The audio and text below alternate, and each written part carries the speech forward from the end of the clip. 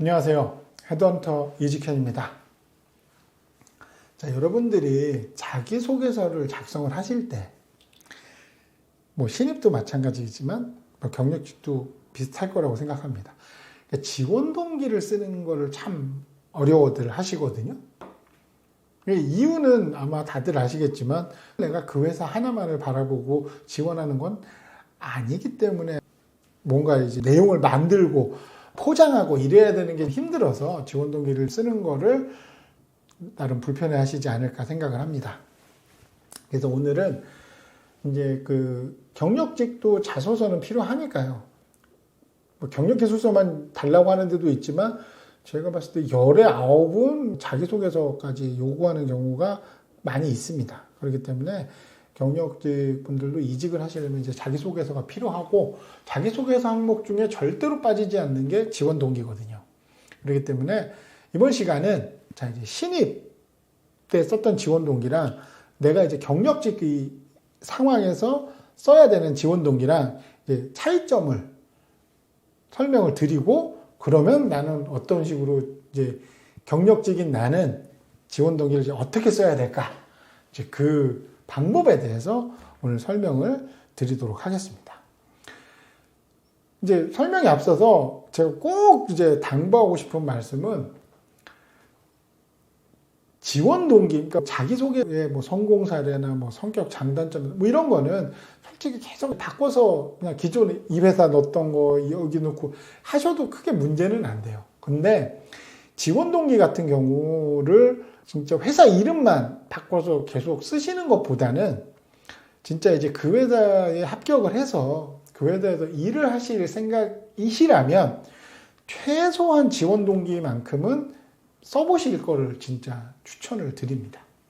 그래야 면접에서도 도움이 되고, 진짜 내가 이 회사로 이직하는 게 나한테 도움이 되나? 그거를 다시 한번 고민해 볼 수 있는 기회도 되기 때문에 진짜 다른 항목은 제외하더라도 꼭 한번 써보셨으면 좋겠습니다. 자, 그러면 이제 경력직과 이제 신입의 지원 동기를 작성을 할 때의 차이점. 그러니까 첫 번째, 신입은 가능성이고 경력직은 즉시 전력감, 이 차이인 거죠. 그러니까 결국에 신입은 저는 이 일을 잘할 수 있는 사람입니다 라고 주장을 하는 거고, 경력직은 나는 이 일을 잘한 사람입니다. 이 일을 잘해왔고 앞으로도 잘할 사람입니다. 이게 차이가 있는 거죠. 그러니까 신입은 일을 해본 적이 없기 때문에 저 이렇게 앞으로 잘할 수 있어요. 근데 경력직은 나 이거 해봤는데 이러이러한 성과를 냈어요. 이게 가장 큰 차이죠. 그러니까 예를 들면 신입 지원 동기 같은 경우는 인턴이나 학교 수업 프로젝트를 통해서 뭐를 간접 경험을 했다. 그래서 가서 난 열심히 잘할 수 있다. 이렇게 쓰실 거 아니에요. 근데 이제 경력직은 그렇게 쓰면 안 되는 거죠. 나는 어디에서 B2B 영업 담당자로서 몇 년간 업무를 했고, 신규 거래처를 12개를 추가했고, 매년 최소 15% 이상의 매출 상승을 이렇게 이뤄냈습니다. 이렇게 성과가 명확하게 나와요. 그러니까 이뤄낸 사람이니까 나의 역량을 당신네 회사에 가서 더 발휘하고 싶습니다. 이거죠. 그러니까 포인트는 경력직은 가능성을 너무 언급하면 안 돼요. 나는 가서 앞으로 잘할 가능성이 있다. 이게 아니라 난 잘하는 사람이다. 이게 포커스가 돼야 됩니다. 자, 그리고 두 번째, 신입은 배우겠다. 이런 이야기를 하셔도 상관없습니다. 그리고 그런 이야기를 하는 게 맞고, 그렇지만 경력직이 자기소개서에 지원 동기할 때 내가 이 회사에 와서 그러니까 실제로는 배워야 되는 것들이 있죠. 경력직도. 업무 프로세스도 다르고 사람도 다르기 때문에 가서 배울 건 많아요. 그렇지만 그걸 자기소개서에 쓰면 안 된다는 거죠. 그러니까 신입은 배우고 싶어도 경력직은 내가 여태까지 했던 직무 경험을 토대로 가서 일을 잘하겠다. 이렇게 얘기를 해야 되는 거죠. 그러니까 신입은 이제 배워서 성장할 수 있는 기회를 꼭 잡고 싶다라면, 경력직은 내가 했던 업무 경험이 회사에서 어떻게 기여를 할 수가 있는지를 써주는 게 포인트인 겁니다. 그러니까 나는 뭐뭐를 잘하니까 가서 니네 회사에 뭐에 기여할 수 있어. 그러니까 뭐 예를 들면 채용이나 인사 쪽을 했다. 그래서 이런 거를 하면서 지원자들을 자동으로 선별하는 프로그램을 도입해서 서류 검토 시간을 단축하고 퇴사율을 몇 프로 낮추고 이렇게 했기 때문에 지금 이제 당신네 회사에서도 내가 했던 인력 시스템, 채용 시스템을 제대로 잘 만들어서 원활하게 인력 수급을 할 수 있도록 하겠다. 이런 식으로 써야 되는 거죠. 그러니까 큰 차이가 있는 겁니다. 지원 동기가. 그리고 이제 세 번째, 회사 지원 동기가 원래 두 개잖아요.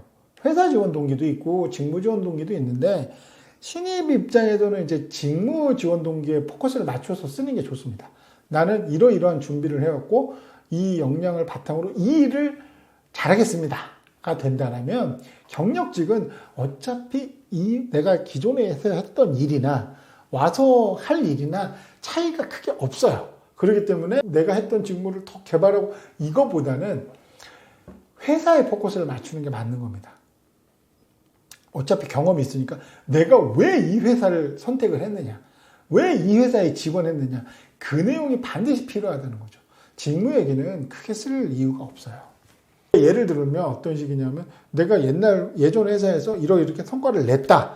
근데 이 낸 성과를 바탕으로 이렇게 시장을 보니 당신네 회사가 내가 가지고 있는 역량을 굉장히 잘 발휘할 수 있는 그런 시스템이 갖춰진 회사더라. 그렇기 때문에 당신네 회사에 지원했다. 이것처럼 회사의 지원 동기를 반드시 써야 되는 거예요. 직무는 크게 이야기할 필요는 없습니다. 경력직은. 어차피 하는 일은 비슷하기 때문에. 자, 그리고 이제 신입과 경력직 지원 동기의 이제 가장 큰 차이점. 마지막으로 결론 지어서 말씀을 드리면, 그러니까 신입은 기회를 얻고자 하고 성장을 하고 미래 가능성에 투자를 요청하는 거라고 생각을 하셔야 되고, 경력직은 내가 가진 역량, 내가 했던 성과, 내가 했던 경험이 현재 이 회사에 이렇게 도움이 될 거다 라고 지원 동기를 쓰셔야 하는 거죠. 그러니까 그 이야기를 많이 합니다. 경력직 같은 경우는 배우겠다라는 표현을 저는 가급적이면 쓰지 마시라고 말씀을 드려요. 왜냐? 전문적이지 않아 보이니까. 경력직은 기본적으로 기존 회사에서 업무를 잘하던 사람이잖아요. 그러니까 이 했던 업무를 다른 회사에 와서도 잘할 사람이잖아요. 그러니까 나는 업무를 잘하는 사람이라는 메시지가 핵심인 거지. 지금은 좀 별로 잘 못하지만 가서 열심히 배우고 노력해서 잘하도록 하겠습니다. 이런 사람을 원하지 않습니다. 경력직은 배우고 싶은 게 아니라 성과를 내겠다. 이 부분에 초점을 맞추셔야 되는 거죠.